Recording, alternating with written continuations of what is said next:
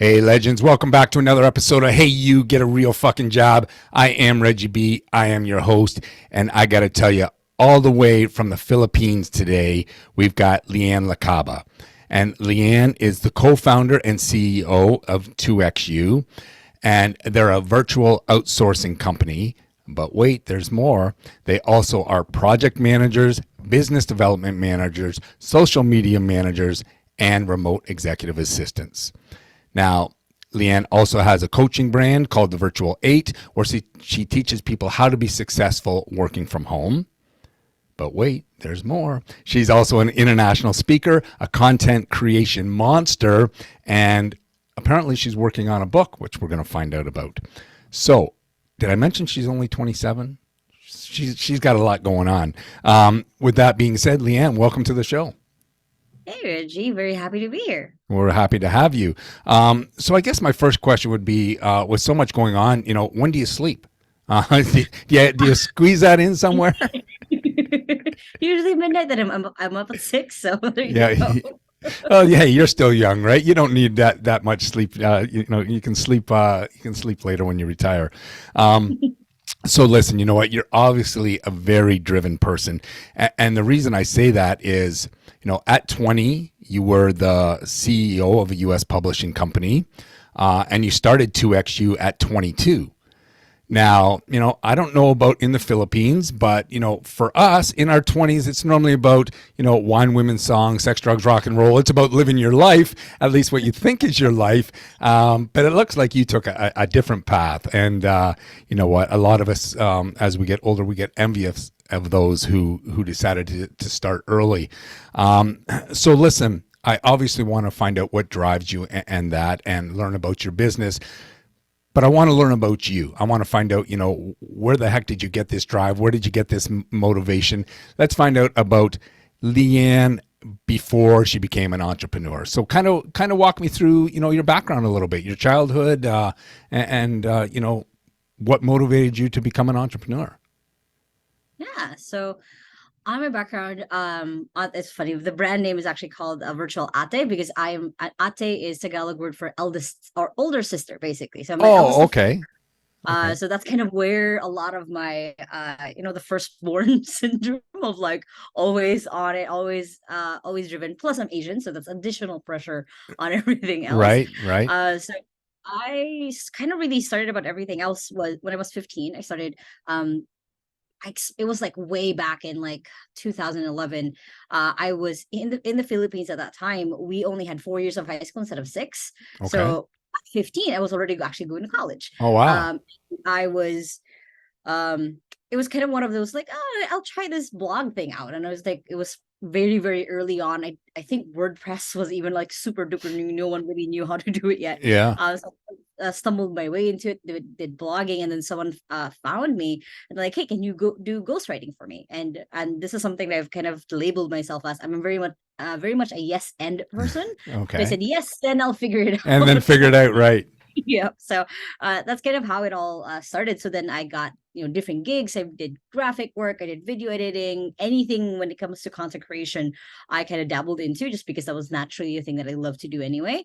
And then when I was 18, at that point in my life, I was already third year of college. I was about to, I think I was about to go to my, yeah, I was about to go through my second semester. And there was a big typhoon that hit our hometown. It was like one of the biggest typhoons that made landfall. And what that meant was there was a big storm surge. So storm surge, for people who don't know what it is, because we didn't know what it was, we Right. were not prepared.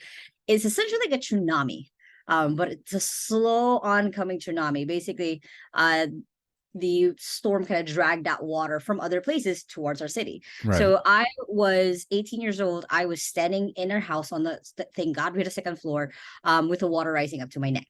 So I could have Wow. been sick. I could have been one of the people who did not make it. However, I had this, I love telling this part. I had this flash forward. People always say your life flashes before your eyes Yeah, before you yeah. die.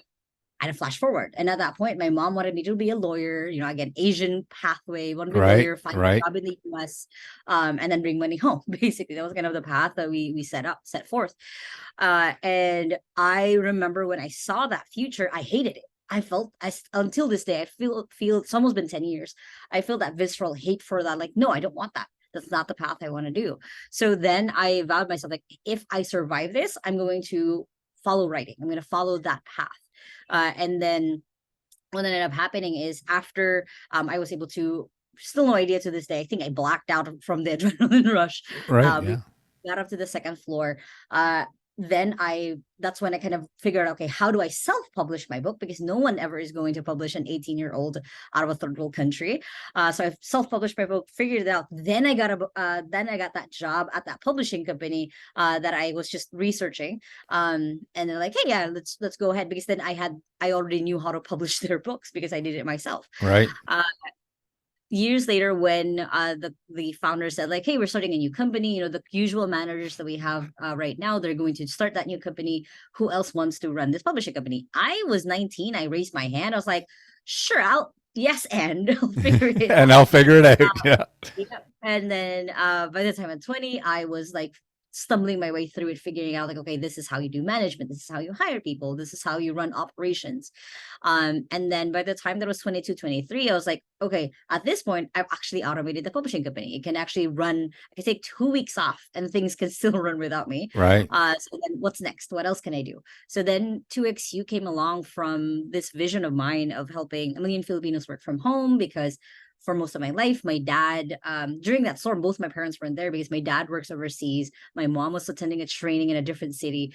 So it was just me and my siblings and my 6-year-old grandma. Wow. So in my head, it's like, I don't want kids to have that feeling where their parents aren't there, because that's the only way that they can find a good job is overseas. Right. So 2XU was kind of came out of that passion of creating jobs. Basically, that was kind of where that stemmed from. And virtual assistant was something that was, I saw it as a way where you don't really have to have a lot of skills to start with. You just have to have the right mindset and personality and drive to be able to get through there. So that's kind of then, in the last 3.5 years of running 2XU, it's been still that drive of like, okay, what else can I do? What else can I create? What kind of job can someone who doesn't have a lot of experience, but they want to work from home, they want to take care of their kids, have? So again, kids don't have to experience not having one of their parents not there for their most of their life. Wow. That's a whirlwind right there. and and you mentioned about being able to automate the publishing company, and most people do that so they can free up time for themselves. But it sounds like you freed up time so you could find something else to do, and I that. was young. I wasn't done yet. Right. Yeah. Yeah. No. Well, you'd already lived a lifetime before, your mid 20s. So, but I'm kind of curious, with the whole tsunami thing. Like, that had to be scary. How old were you then? 18, 18, just turned 18. just turned 18, In and 1 month. and so I'm taking it you're kind of looking after the siblings with grandma there. What's the age difference between you and your siblings? So it's me, and then I have a brother right afterwards, which is like a year and a half, and then the next one is like 6 years. Right. Because my parents took kind of a break in between, and then had a second batch. So yeah, Oh, we so all need a that's the break only way. I'm like, when you oh, got kids, first but batch and second break. and that's what the oldest ones for, is the built-in babysitter, right? But that had to be a very traumatic event for all of you, I guess. And how did you get through that? Just the stress of that, and like, was there rebuilding to be done in your town? Did you end up suffering any type of PTSD? How did you deal with that? Because that's traumatic for anybody. Well, that was the thing that happened very fast, was the PTSD, the depression, the anxiety. I didn't know it at that time, but I was so anxious to go out that when I had pneumonia, because I was prone to getting sick, so it wasn't that.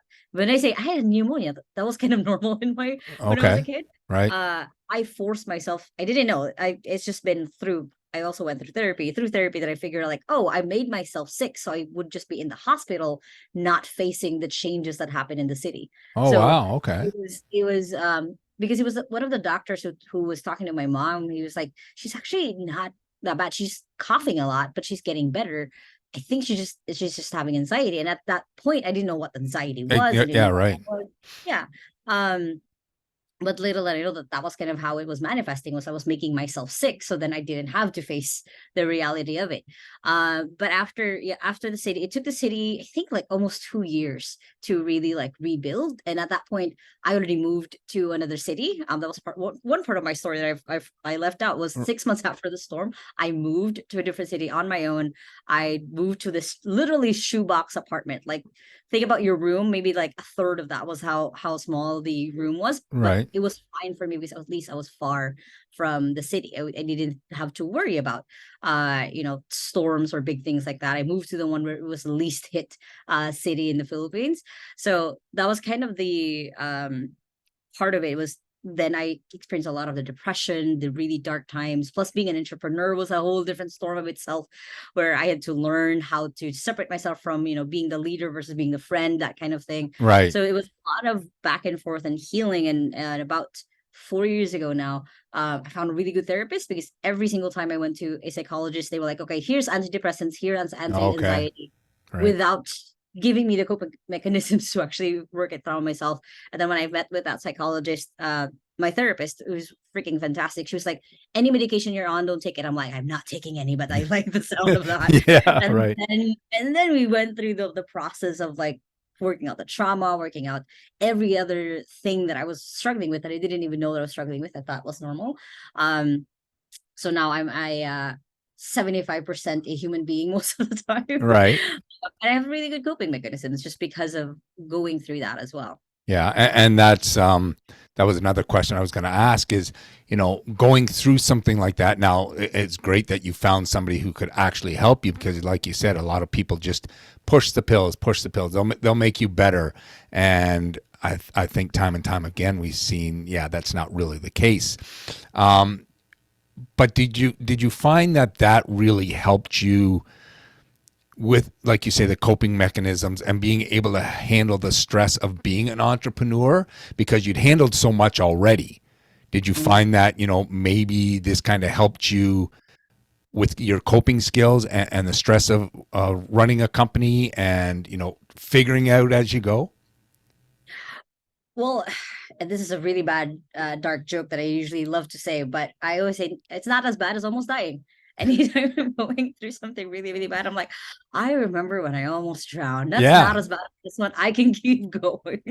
Yeah, I guess that's true, right? Yeah, this is nothing, right? Yeah. I've been through worse, so I guess in that way, yeah, you can put a positive spin on it, and I don't know how many people could actually do that. Um, so what prompted or what fueled the writing that became your passion? And I had another guest on with an Asian background, and to learn that, yeah, it's kind of, pushed on you, so to speak, as to what you're going to do, and those family expectations and stuff. And she had the exact same thing. It wasn't really what I wanted to do, but I'm going to do it because that's what's expected of me. And Mhm. you decided, no, I'm not going to do that. I'm going to write. What fueled that passion? Were you always interested in writing? Is that something you'd always done through school, or was that just kind of a hobby that you thought maybe you'd look a little deeper into? All credit goes to my mom. She, at the very young age, I there's like so many books and so many Reader's Digest, and she bought me like encyclopedias. She bought me like the first, when the door-to-door salesman would sell like books. Yeah, She yeah. bought like Harry Potter. I didn't really read it that much at that time, which was like, oh, that's just a weird fiction book. And like I read more of like she bought I remember when I got like an honorable award, which is this is a normal thing when Asians, it's like give you a really big gift. My mom got me a big dictionary. Sadly it was washed away in the storm, but I remember how thick that was, how big it was bigger than my face. Right. So I it kind of sparked that. And my mom was a writer herself. Okay. She didn't do it as seriously, but she would do it from time to time. Like she would write like really long realizations about herself, like things like that, and I would love to read it. So then when I was like, I think it was 10, I wrote my first fiction story. Um and then I had a friend read it, and then she passed it on to another friend, and then we're like, oh my god, Leanne, this is so good. So like I built a lot of self-identity around being a writer Right. at a really, really young age. So then it's now become like I'm just that. I'm a writer. Like I've published my own book. I'm now writing another book, and it's just part of the thing that is. I didn't even realize that for some people it's really hard for them to write. I thought like, oh no, it's easy. It comes naturally. It should be something that you can do.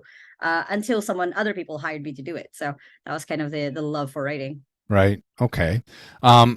So before 2XU, you had other businesses. I know this wasn't your first shot at entrepreneurialism. Why don't you walk me through some of those and talk to us about some of your experiences with those and possibly why you moved on and in hindsight, should you have maybe stuck it out? Uh, so I can't even count how many. So I can't count the freelance work that I did. I count that as one of my first businesses. Right. Um, in college, I used to sell my essays. Oh, yeah. Okay. Or my essay writing skills. And then when I was like 19, like when I moved here, I started a secondhand book selling business. Like I would buy someone else's books and I would sell it online as well. Okay. That didn't really stick because at that time we didn't have delivery services, so we could only do it for meetups. And I was a small Filipino. Oh, okay. I'm Right. 4'11", so I was scared to like meeting people in person. Yeah. That's why I stopped that. I sold bookmarks, I sold stickers, I sold basically with my graphic work, I would sell like different things online. Stop that because my printer left basically, and I didn't like, oh, I don't want to go ahead and do more research on finding a printer. I did Yeah. a book subscription. You know what book subscriptions are? Like every month I basically curated like different items with a book in it around a theme. I did for a year. That was fun. Okay. Except I started traveling a lot, because then when I started traveling I couldn't curate, I couldn't send off the boxes. So that was one that I loved doing. It was just a lot of stress to be able to actually like carry like 20 boxes, because I got to the point where I had 20 orders Right. to the delivery place. And then beyond, right before 2XC, we were selling a course on how to hire a virtual assistant. That was actually where the idea of 2XU came from. It was originally a course that we were Okay. selling. I had like 3 courses that I started creating as well. And then 2XU was the one that really stuck because it was something that I was really passionate about, because Right. part of it is like training people, part of it is working with people, coaching, helping people through their businesses.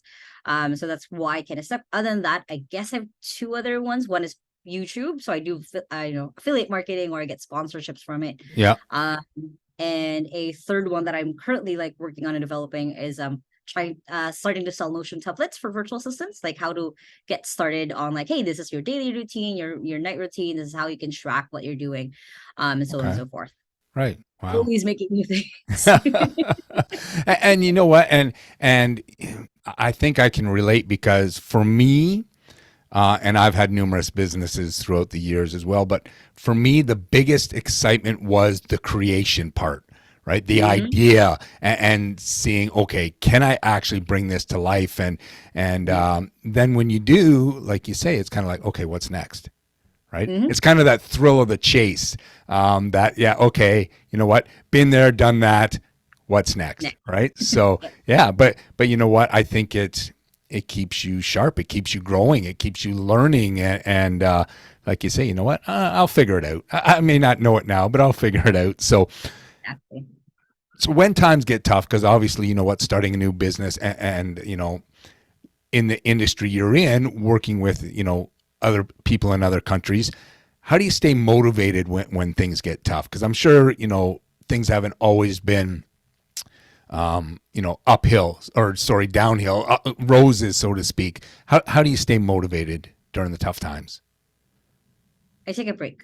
Like that's one of the biggest things that because I'm a grinder. I chastise myself every time that I find myself being grinding, but it's whenever I do get to the point where it's like a low, like, oh shoot, okay, this isn't working, okay, that isn't working, okay, that new thing might work, but it's not sure yet, is I do just take a break. Like I force myself to either go somewhere new, or Right. I just read the whole day. Like I'll do that. And it's because one of the things that I've learned being a grinder in my 20s is that I can keep pushing, but if something isn't worth pushing for, you better just kind of let things fall as they may. And that's something that I've kind of struggled on and off of believing, of like just letting things fall as they may, but the rest part became such an integral thing in my head of like, okay, I've done all I can.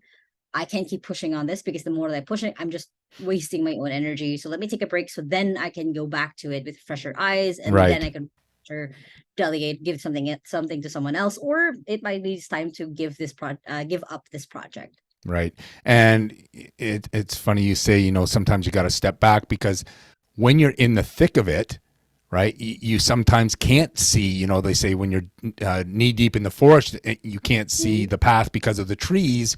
You need to Yep. stop. You need to pause. You need to, back up a couple of steps and like you say, clear your mind, right? Get a Mhm. new, fresh perspective, and then go back at it. So, for you realizing this stuff so young, like you've got such a future ahead of you. It's amazing. Was there ever any point where you dealt with self doubt or doubt of others? Your mom wanted you to be a lawyer. Um, did you get any kind of pressure from that side when you decided what you're going to do on your own? And did you have doubts and think, you know what, maybe I should have listened to mom when things aren't going all that great? How'd you deal with that? I deal with it every single day, just the imposter syndrome. Oh yeah, Um, yeah. well, it was funny because like when of course when I left, my mom fought against it so hard. She was like, "Leanne, come back home, finish your degree, finish this. Even if you don't become a lawyer, just finish your degree." Because I actually dropped out of college. Okay. I didn't actually start my fourth year of college.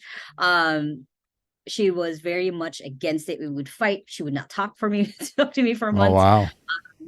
And it was a battle basically for the first 3 years until she saw that I was starting to get accolades. That was kind of the turning point of like, oh, other people recognize that my daughter is doing well. Okay, she's probably gonna live. Right. That was kind of my mom's uh turning point, was when I started what the point where I was starting to excel. I was starting to do speaking gigs, I was starting to fly around, I was starting to um be, I at that point I was kind of starting a little bit of my YouTube channel, but not really. um so she was starting to see like, oh, this is a legit thing, this is now a thing that my daughter can do. Right. So it was that turning point, and like just kind of a to tie the story beautifully, the very end, sadly my mom passed away 2 years ago from cancer. Oh, But sorry to right hear that. as she got her as she got her diagnosis, it was only me and her at that point, because it was COVID when she got Okay. uh diagnosis. There was like only one person can be at the hospital all the time. She even had to get a special pass to get to my city, basically, where we had the best hospital. And I remember it was like 6 a.m. It was like day morning after we got her diagnosis. And she was like, "Leanne, I'm proud of you. You fought against me." And my mom is a storm in her mom is a I got a lot of my drive from my mom. Right. Uh she's like, "You fought against what I thought was going to be your path, and you created your own, and I'm proud of you." So that kind of, anytime now that I do have that self-doubt, I remember those words from my Remember. mom of like, Yeah. if someone who wanted me to go back to the path, if someone who knew was best for me, because my mom always knew what was best for me, I could have gone through the other path and I could have been still successful. Right. um believed in me at the very end, I should believe in myself. So Yeah. that's kind of like the words that stick to me now. Like whenever I'm about to do a speech, whenever I do like I just last week I was in Thailand doing a speech in front of like 200 plus people. I was like, who am I? Why am I speaking internationally? I'm just a small Filipina Right. who just built systems That during the imposter pandemic. syndrome's kicking in. Yeah. Yeah. And then I remember those words of like, whenever I do a speech, I always wear something from my mom's, like this, my necklaces are from my mom, or my earrings or something. And I hold on to it. I'm like, and then I remember that like my mom believed in me, I should believe in myself. And I'm like, and then I show up, and I'm able to show up in that beautiful way, because the mother who I thought they didn't believe in me actually really believed in me in the end, and really, really proud. And of course, my family's really proud of me. My dad is like 110% supportive in the things that I do. Right.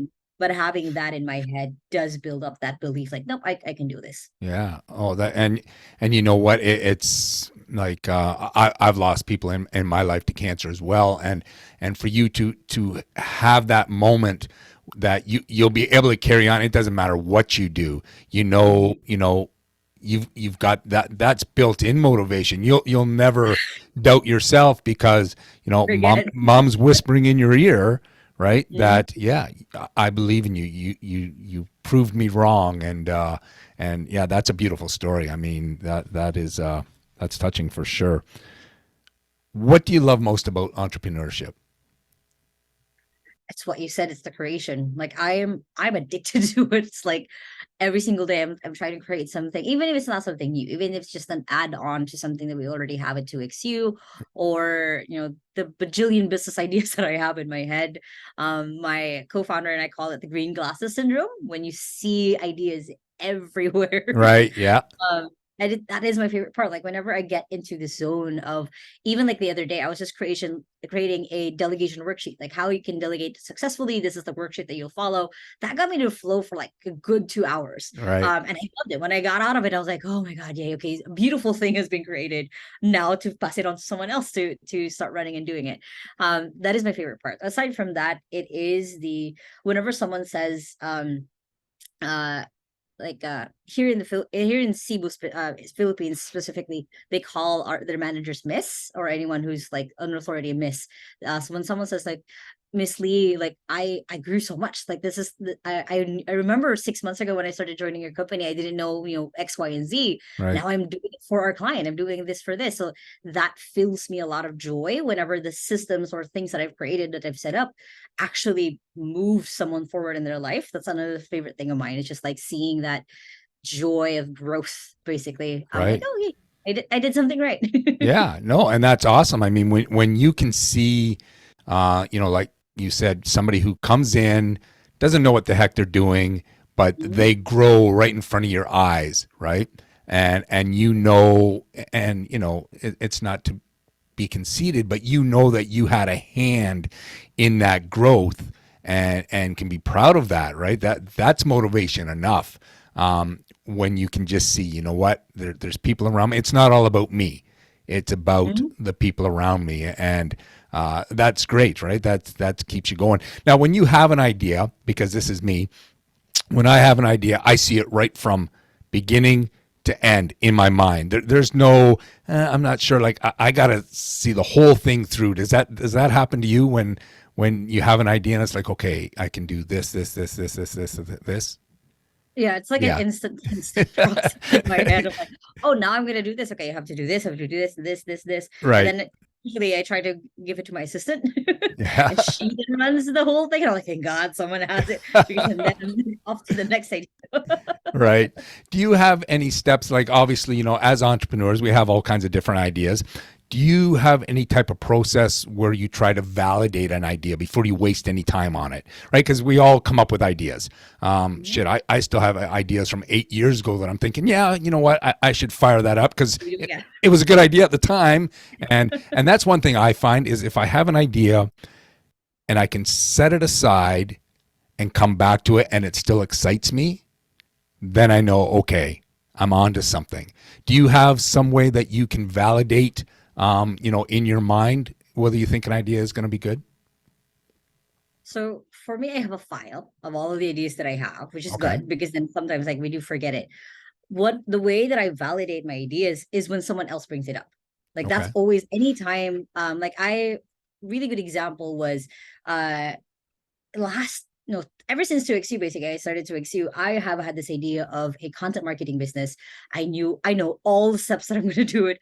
Actually written out the whole business plan already, Right. but I've never really acted on it because I had 2XU. I was doing this, I was focusing on this a lot. And then while I was in Thailand, after I did a speech, one of the attendees approached me of like, hey, I love what you teach. I have this one specific problem. I have this big podcast. We record 45 minutes, and we have like this big studio. We have all this big setup.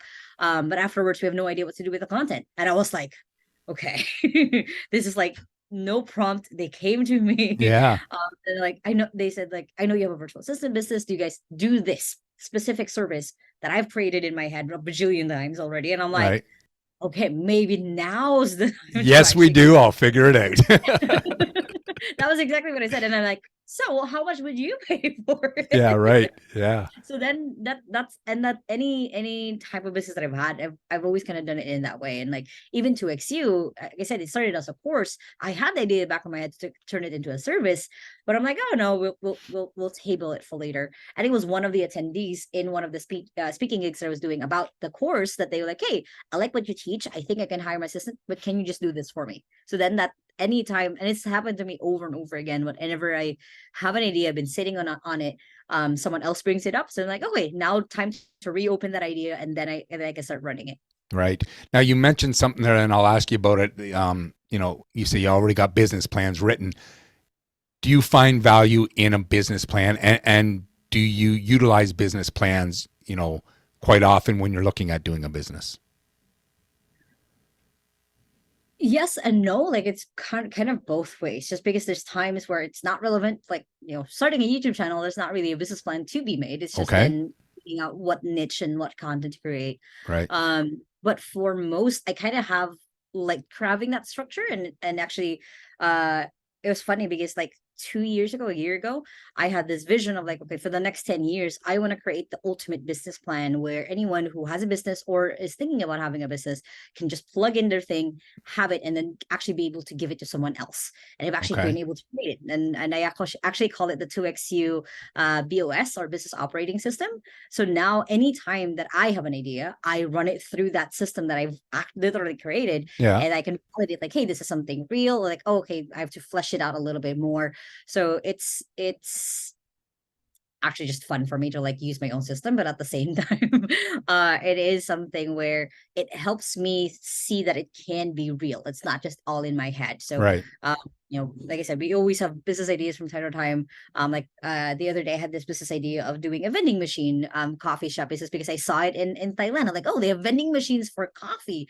We probably should have that in the Philippines. And I was running, I don't think it might be smart, because I ran it through that whole thing of like, Yeah. okay, we will have to do this, we'll have to find a vending machine company already, and then set this up. Like, okay, that's too much big of a step versus where I'm at now. So then like, okay, let's table that for the next time. So it helps me flesh out, rather than just being really, really excited about something, to flesh it out and actually write it out. Like, okay, this is the reality of what we can do, what can actually be done for now. Let's table it for later for someone when someone else brings it up. Right. Yeah. And then you'll do that and figure it out. So, um, what do you find the most challenging about being an entrepreneur?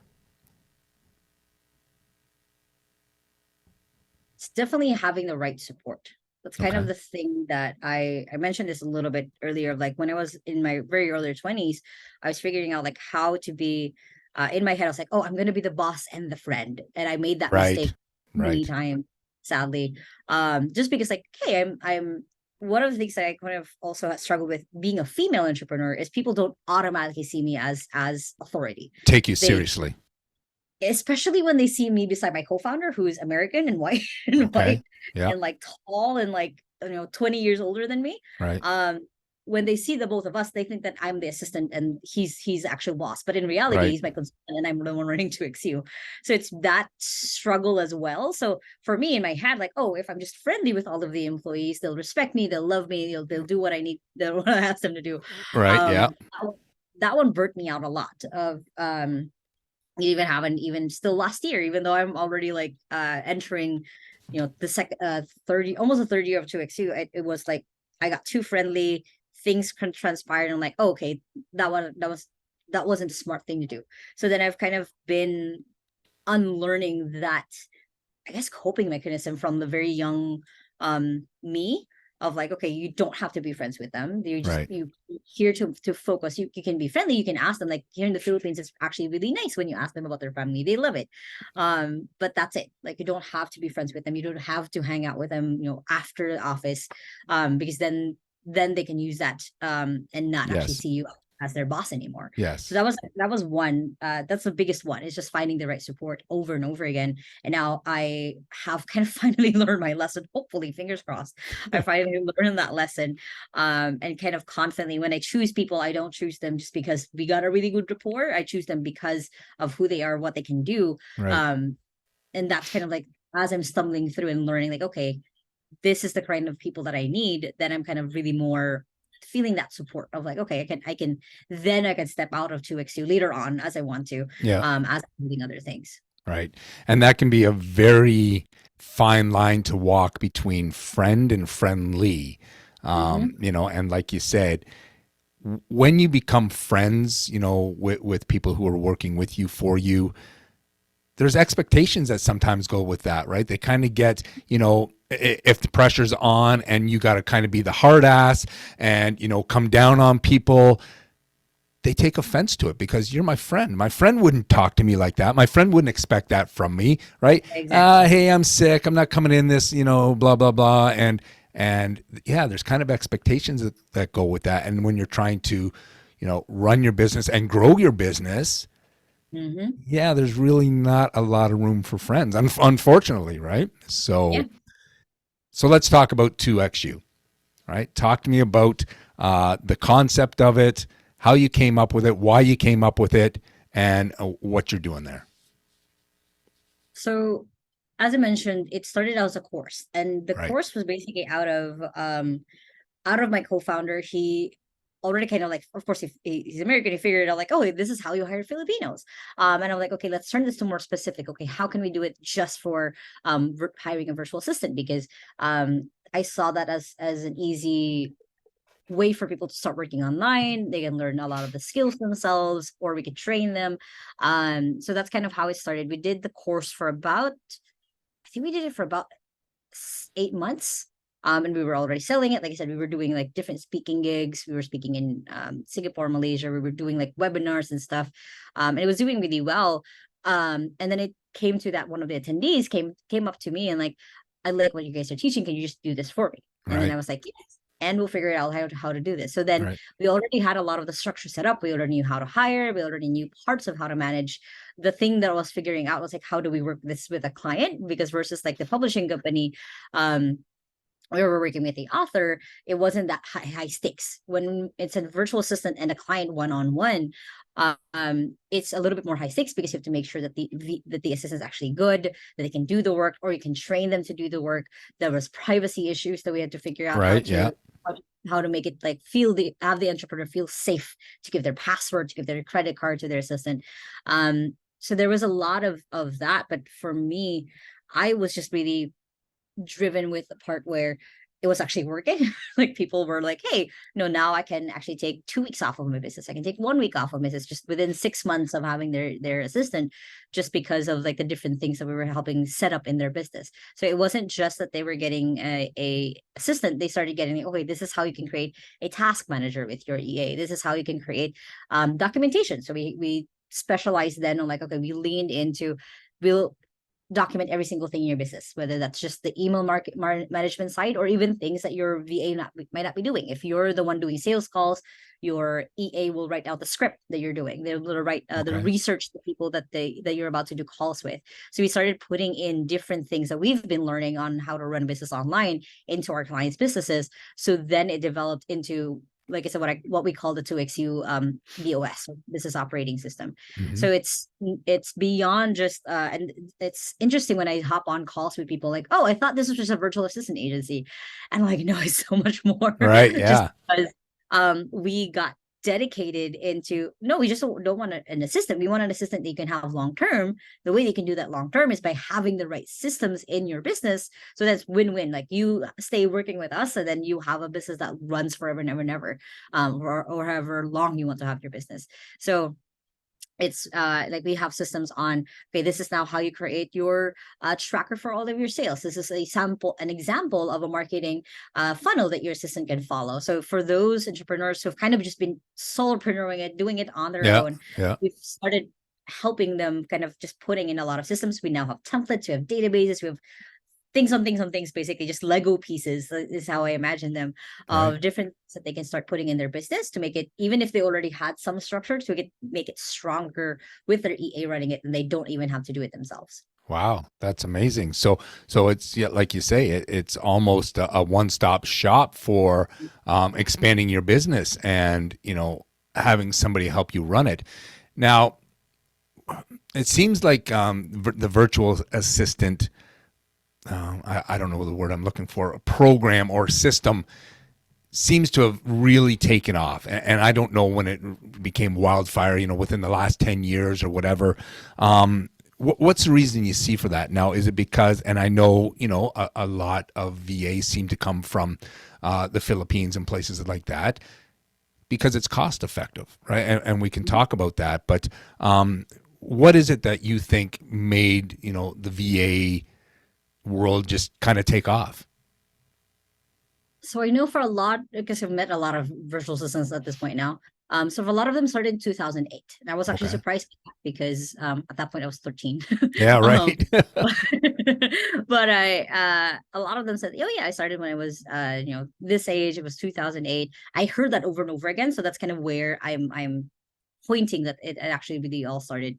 Yeah. Um, and I think for a lot of it is it's not just the cost effective, and the cost effective is basically the way that you can see that is, of course, we have different economies. Like I know getting a tooth pulled there is like 500 bucks. Here it's 10 to get tooth pulled there in the Philippines. Right. Our not really standard of living, just our um Cost of living. yeah, cost of living. Yeah, Yeah. that's exactly what I was looking for. It's just a little bit lower. It has been kind of going up and kind of matching a little bit, but not too much. But it still Okay. has that like, hey, someone in the Philippines earning $1,000 is actually already like good middle class, like solid middle class. Depending on if they have a family or not. Of course, it changes. Right. Already a good standing point.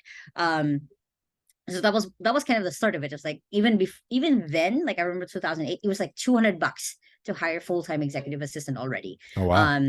And that was the biggest reason why people kept hiring from the Philippines, because that was kind of how and at that point, at 2008, $200 was good enough for Yeah. um for that middle class wage. But of course now it's not anymore. But that's kind of where it all started. And then it was then realizing that a lot of Filipinos, because English is taught in our schools, it's our third language, because we always have Tagalog and then whatever language that we came from. And Oh, then the okay. third is English. Right. So for me, like I think I know 4 or 5 languages. Just because like we have a lot of dialects and different variations of our own language here. Right. Um, and then when people started seeing that, like, oh, they can speak English, they can write English, then people started coming in droves, versus like hiring from different other Asian countries where English might have been their fifth language, where it was harder for them to Oh, learn. okay. They learned it later on in life. I know that was one of the bigger drives for people. And then when things like there's a platform called Online Jobs.ph started coming out, where it was like hiring from the Philippines. They would they can see like resumes, they can post a job ad without cost sometimes, and be able to get applicants already. This was the second wave or push of like, okay, there's now a platform that we can hire them from, and not just with at that point wasn't Upwork yet. I remember what it was before Upwork. It was funny. I think Odesk. It was Odesk. And then that became Upwork. And then of course, hard again, the third and biggest wave was just the pandemic, because people were switching, Right. having to work from home, having to work remote. They can't hire in person anymore. Yeah. They started posting online like, hey, looking for a remote assistant. And then of course a lot of Filipinos started applying for those. And then it started becoming more and more of a solid thing of like, hey, that if you are running a business, it's not smart for you to keep doing this alone. You need an assistant to do the things that you shouldn't be doing. One of my the accelerator programs that I attended, they call it working on your vital tasks in your business versus the functional tasks. Right. Don't Yeah. focus on running your business, focus on growing your business.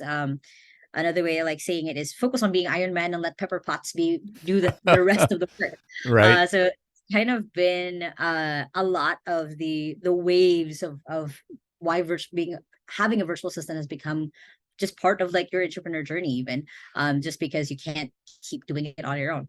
Yeah. Right. That's great. Now, one thing, and you and I even ran into this when we were scheduling. There's a huge time difference, between here in North America and the Philippines. Between you and me right now, it's 13 hours. How do you manage that?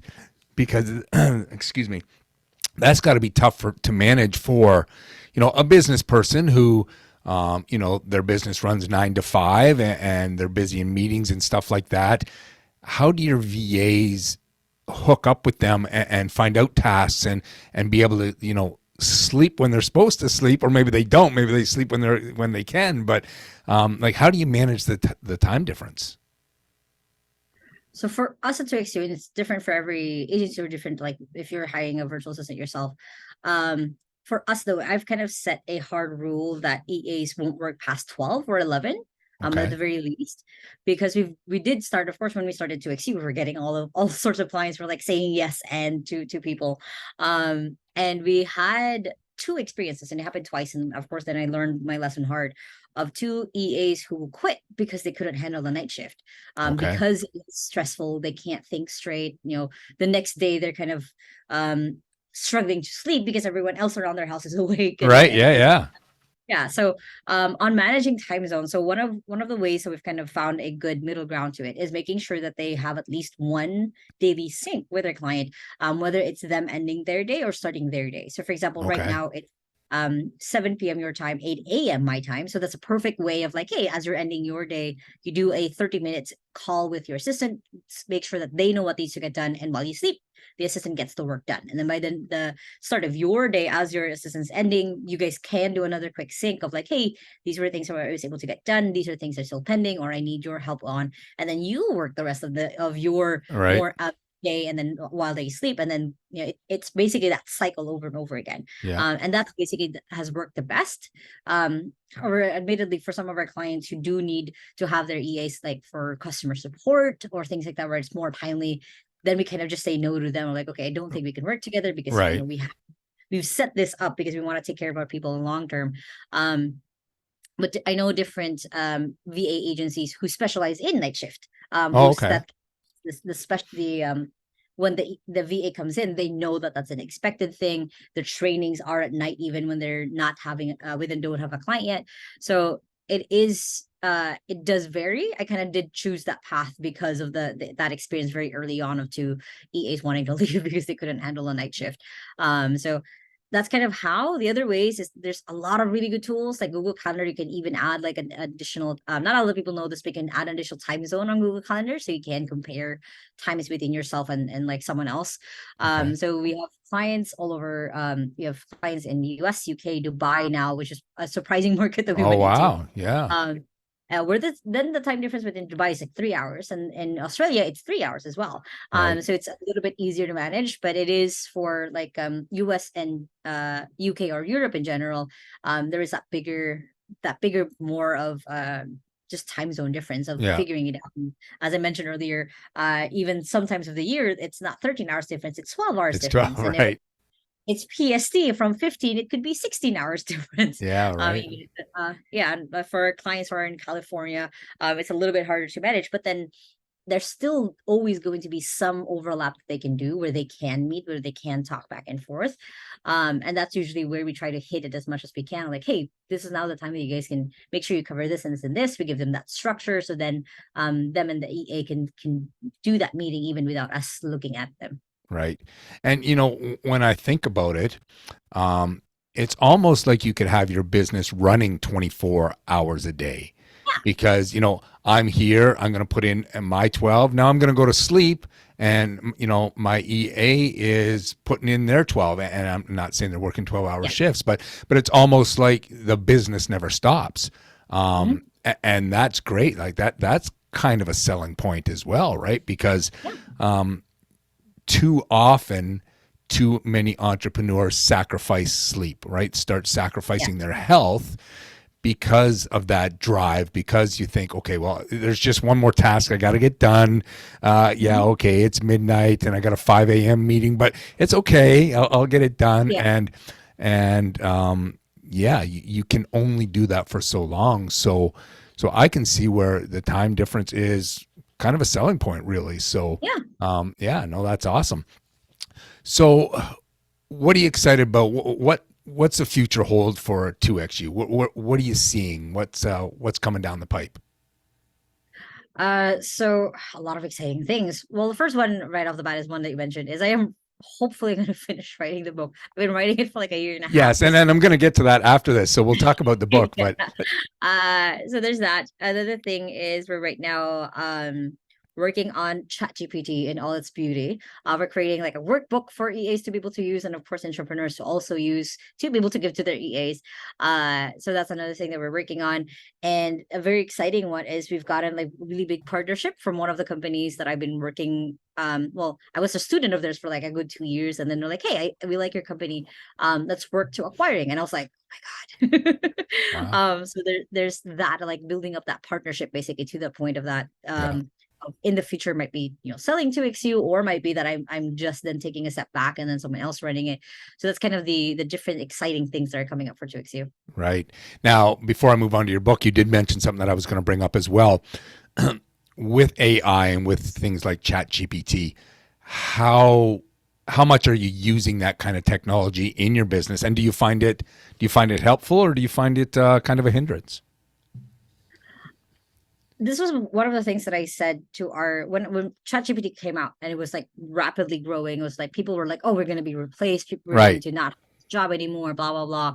I was like, "No, you use this as a tool. It's a tool. It's a thing that will help you create more of what it is that you're doing." So I've kind of empowered a lot of our assistants, and we even did a 30-day sprint. Where at the very end, the person who had the most entries and also the person with the most helpful entries got a prize, which would they basically just like got a tech allowance for themselves to buy anything that they wanted. Right. Um, they were able to figure out like, okay, I can use it for creating templates. I can use it for creating contracts. I can use it for creating captions that I didn't even have to write. I just put in like examples of how I write, and then now it spits out captions for me. So it's now become just a tool on their tool belt that anytime that they would feel stuck on something, they needed to brainstorm or they needed to create massive amounts of content for their client, they now just go to ChatGPT. And we're now learning two other tools. One is Midjourney, which is like the graphic Yeah. Yeah. creating AI. And of course, the other one was there's too many that I was looking Oh, at. I So I'm know. time. The one that helps write specifically for the copy. So for like sales pages, things like that.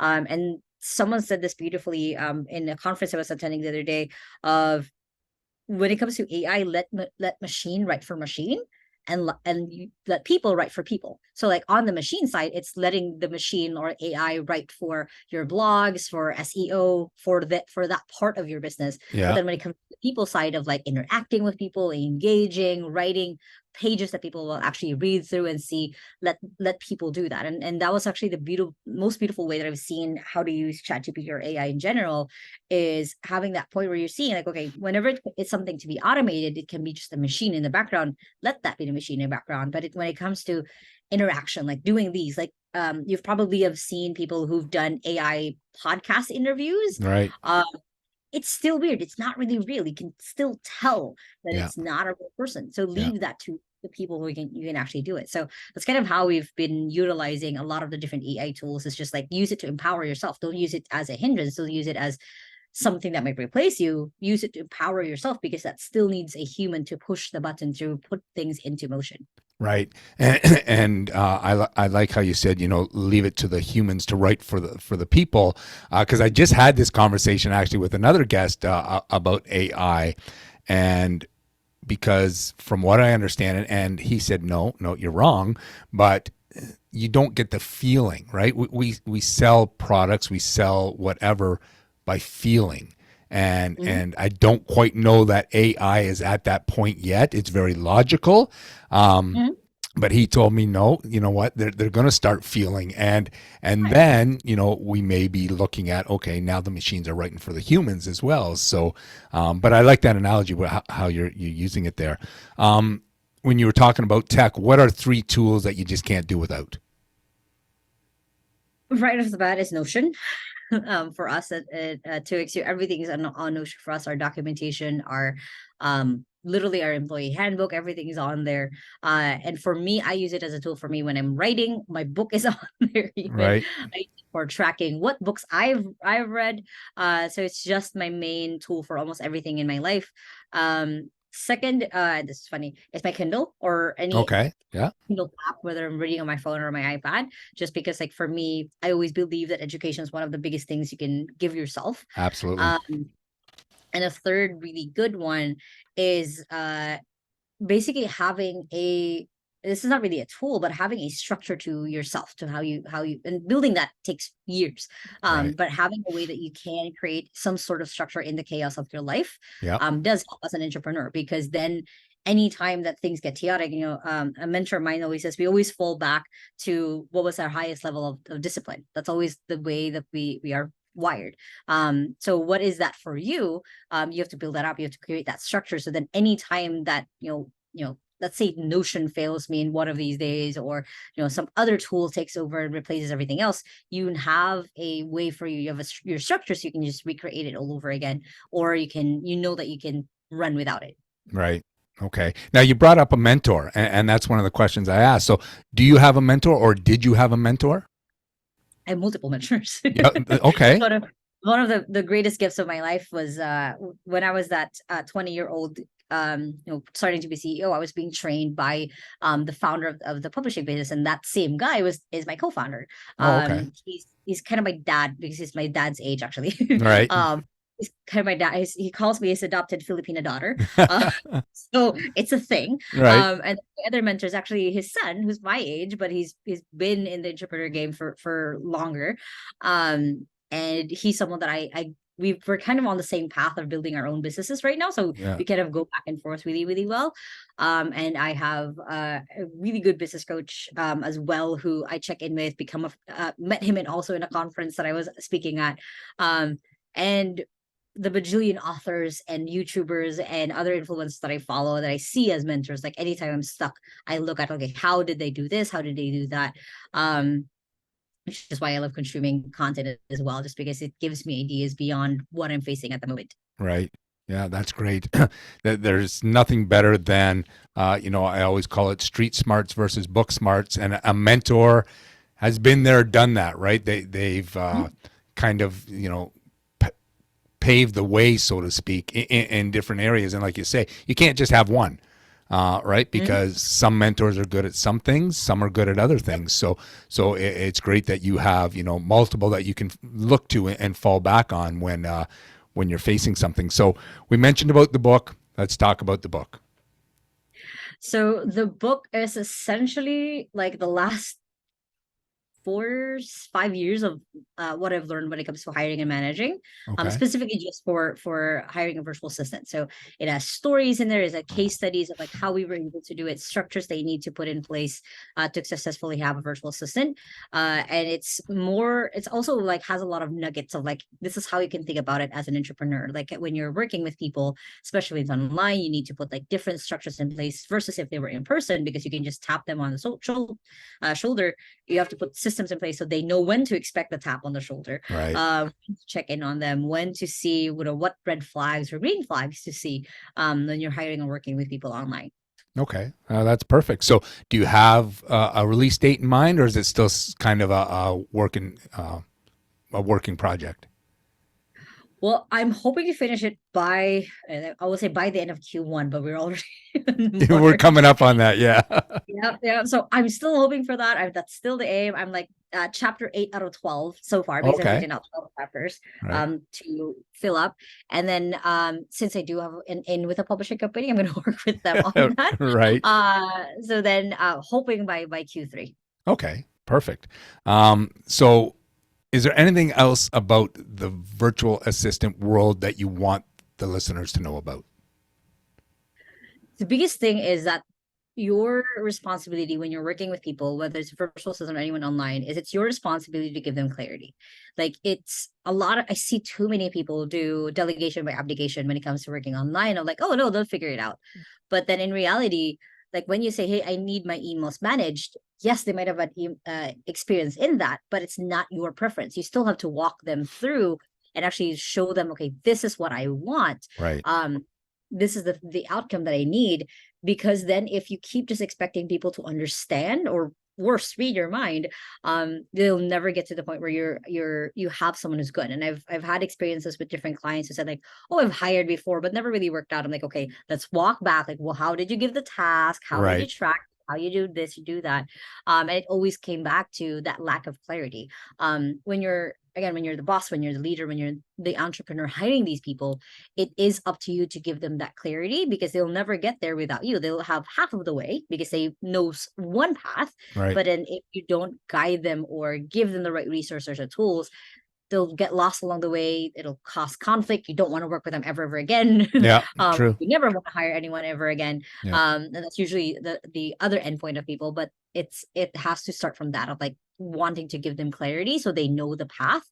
You step back, let them do the thing. Right.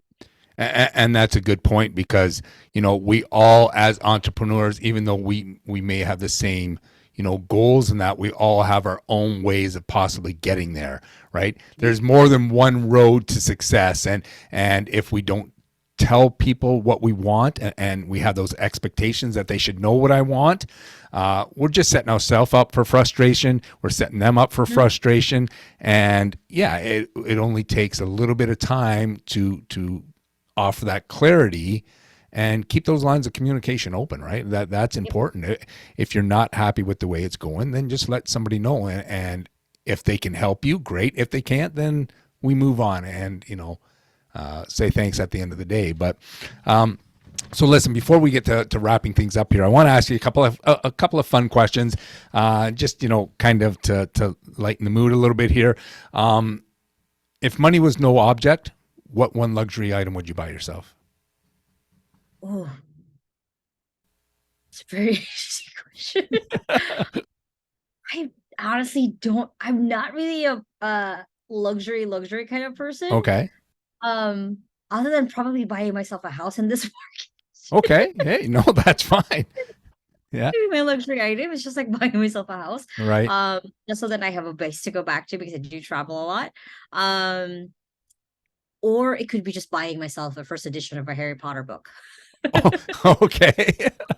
So you Like the got very first edition, where I can then resell it later on for something right. else. Yeah, that's funny. Do you have any quote or tagline that resonates with you the most?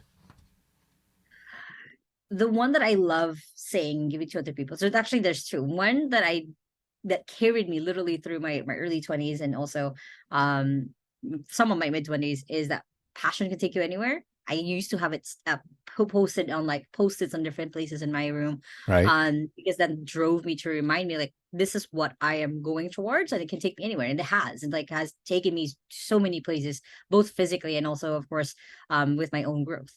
The second one that brought me through to where I am now is that remembering that small steps matters, and I say that every single YouTube video that I do. Yeah. I can have it tattooed on my hand. My arm is like just small little steps, is because I tend to either grind or leap, and I forget that there's a middle way of like just the small steps. Like, Right. what's a step that I can do to get me to the next part of my life or next chapter? Right. And that's awesome, because, and I say it quite often too, as we don't realize, as entrepreneurs, we think we need to make that big presentation, that big splash, that, look at me, world, I'm here. And instead of just one foot in front of the other, one step at a time, and you're going to get there. Right. It's a little bit of patience, which I know has always been a downfall for me, is that patience part, because we're so passionate about it, right? We want to see it come to life. We need it done now. Somebody else can work on it slowly, but I need to get this done now. So, well, you know what? It's been great chatting with you, Le-an, and I can tell that you've got a heck of a future ahead of you. I'm excited to see what you do next, because you're not going to stop here, and I know you're not going to stop here. And in 30, 40 years, you're probably going to still be cranking out ideas. So it's great, meeting entrepreneurs like yourself who can help educate and inspire people, and that's what this show is about. So before we wrap things up, if people want to know more, how can they get a hold of you?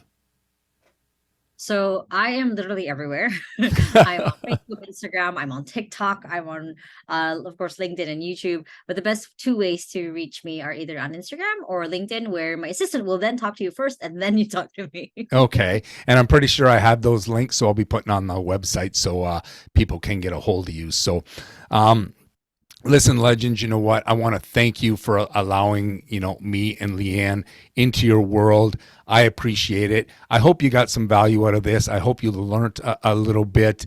And as always, you know what? I encourage you to hit that subscribe button because I'm coming on this journey with you, whether you like it or not. So, when we started this, I said we're taking it worldwide and we're doing it together. So, I appreciate you, tuning in. And we'll wrap things up here with a golden nugget, as you know I always do. So, on different episodes of this podcast, you've heard me talk about turning your dreams into reality. And you've heard me say that dreams without goals are just dreams. And I've told you that you need daily goals, monthly goals, weekly goals, yearly goals. And I shared, everybody wants the magic formula. Well, I shared it with you. Dedication and consistency will lead you to success.